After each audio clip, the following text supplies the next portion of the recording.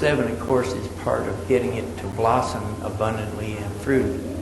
And your 508 keeps it dense and keeps the outer boundary of the fruit. It's has to be rich in silica for the fruit to protect itself. Okay. Now this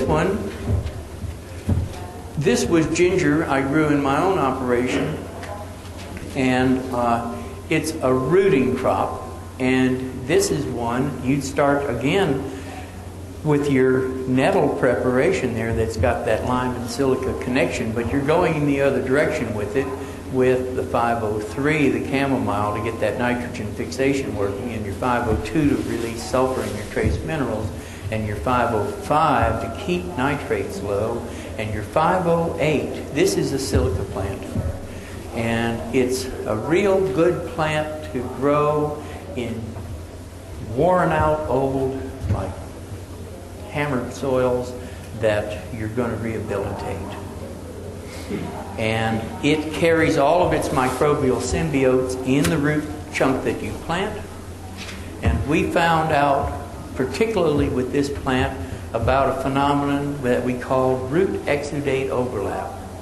We planted it in Georgia. We planted it in beds that were 39 inches wide, which is a meter. We're using an Italian machine, metric machine, for cultivation called a spader. We got this from Eugene Canales out in California, and it's not a rototiller. It goes down with its spades and it does this. And actually when it goes down, punches down like this, it kicks back and it tosses the soil up. So it's always tossing the soil from below rather than like churning it like this. It never creates hard pan, and it's a beautiful cultivation machine. You never drive on what you have cultivated, because if you do, then you will be packing it right behind your cultivation. And what was the point in cultivating? If you cultivated and you tossed those particles and you created more surface area in your soil, then you create a greater abundance of boundaries, which is where life is generated. And if you drive over it, then you reverse all of that. So you don't want to ever drive over what you've cultivated. Anyway, this plant here will initiate the silica part of the connection there in getting the soil to work. And silica actually precedes calcium in its importance. To induce flowering and fruiting, like this is zucchini, and if you start to count the fruits on here, 1, 2, 3, 4, 5, there's a little one there, 6. This plant, the way it's growing, would end up producing 15 or 16 fruits. And we discovered something about this process. You'll see it on the first fruit there that's almost ready to pick. It's a little bit tapered at the end. And we were just a little bit late in getting our boron supplement out to this plant. But originally, it's common for growers to have to reject the first fruit. And we were getting about 90-something%. Last time I checked with the grower, it was 98% pack out. So what he picked, like, it all went in the box, which is, he's biodynamically certified. And he would be using in his fertigation such things as 504 in the evening and 506 and 507 the next morning to induce the flowering and fruiting processes. For amino acids to fill out the fruits, you might want the 503, your fall to fall horn clay in the evening, and 506 and spring to spring horn clay in the morning. So depending on when you irrigate and what your cycle of the plant is and what you're doing at that particular type, time depends on how you use these preparations. Is that foliar feed or? You would put it in your irrigation water, and you might have drip in your avocados, so it'd go out that way on the soil, but you might also be able to spray it in the atmosphere. That's. You can take more time. You take all your time and restore that number. I got more time after 15 minutes, right? Okay. Because I'm going to entertain questions and that sort of thing in a bit. Can I just mention one thing, because it's so it's so daunting when you think about doing all these things and making them, but all these preparations are easily available from Josephine Porter Institute. So don't get too like, oh my God, I can't bury these horns and stuff, because it's very easy, very affordable to buy them pre-made. Yes, in Australia you would get these from Biodynamic Agriculture Australia, BAA, in Bellingen. The Josephine Porter Institute that she mentioned is the source for these in the United States. There's also other ways of applying these, and I'll talk about that at the end of this presentation, and that involves radionics or homeopathic applications.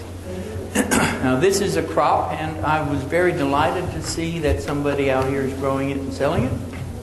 And this was my aloe vera in Tolga, and this is Barbados strain that makes a leaf this wide and this long and this thick. And it's a little bit better than the fern plant that people take in across in some parts of the United States. It grows in a little pot and doesn't get very big. But it's very helpful for burns and a few things. This is aloe vera with the chilies. This is a chili bush. And it's the type grown in Australia that's actually a rather small chili pepper about like this. But it's nonetheless a very well appreciated fruit. You'll see a few of them hanging down under the writing on the slide. And in the next bed over, it's ginger. And aloe vera is a very effective plant in terms of growing in a really barren desert, and it improves the soil very well. It's very good at catching carbon and putting out root exudates.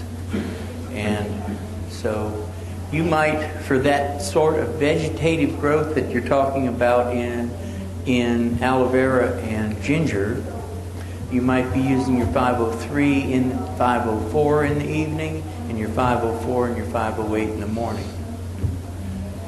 And these are not hard and fast rules. These are just suggestions, and you could do as you observe. This is the thing about observation. It's the basis of intelligence. As you observe what your conditions are, and you use these preparations, and you see when and how they work to your advantage, then you can use them to your advantage. This is the same kind of corn we saw in the different farmers' fields. And again, you see the size of the corn stalk, and that kind of lets you know he's planted it. It's actually quite a good clay soil, but with no fertilizer whatsoever. And with biodynamic preparations actually put out in the field broadcaster. But for nitrogen fixation, you really want that horn clay that's going to get that dynamic interplay. Clay is what gives you sap pressure in the plant. And that's what gets that up and down interchange going between the soil and the atmosphere. And you're using 502, 503, 504, 505 in the evening, 504, 505, 506, 507, and 508 in the mornings. But you don't have to spray because they're in the field broadcaster. You can do that. That's right. It's in the field broadcaster. You can do that simply because the field broadcaster is built to give out those patterns at those times of day. So, and this one here, navel oranges up in the far northern Queensland, and we don't often have a frost, but it can occur.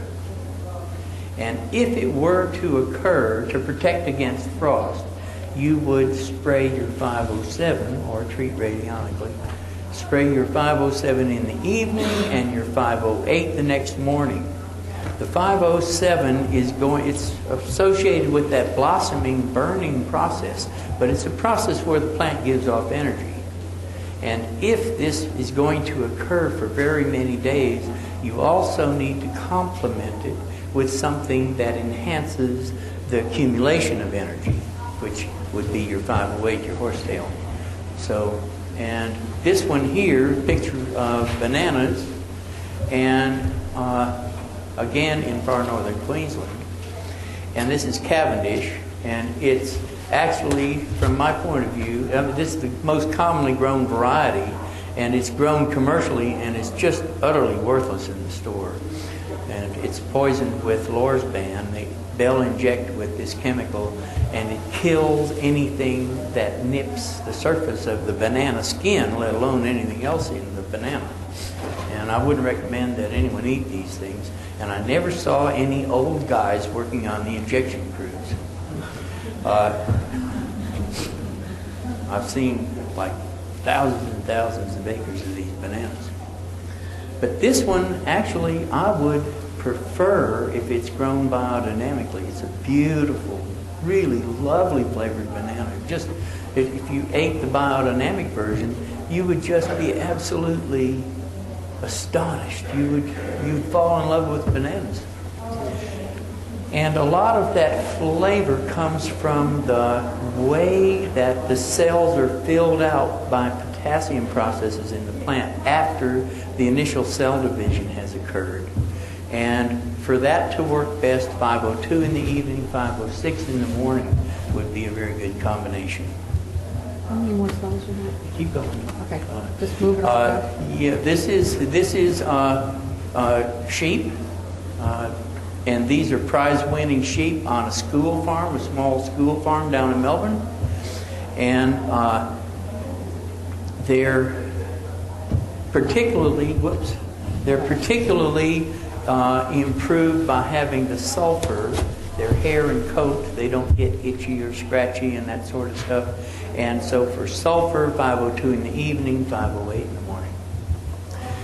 This is certified biodynamic potato crop. These are your white Irish potatoes, kind of like a Kennebec, but it's called by a different name in Australia.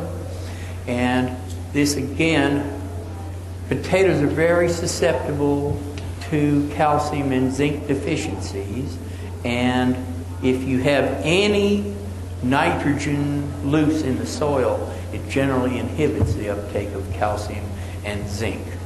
And to quell that, you might do something else, but just for the calcium and zinc side, your 502, 503, 505 in the evening, and your 504, 506, 507 in the morning. And this is the next last slide.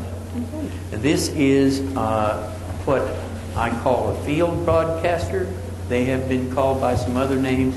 The original inventor of this technology was Thomas Galen Hieronymus, lived near me when I was farming in Georgia, and he called it a cosmic pipe.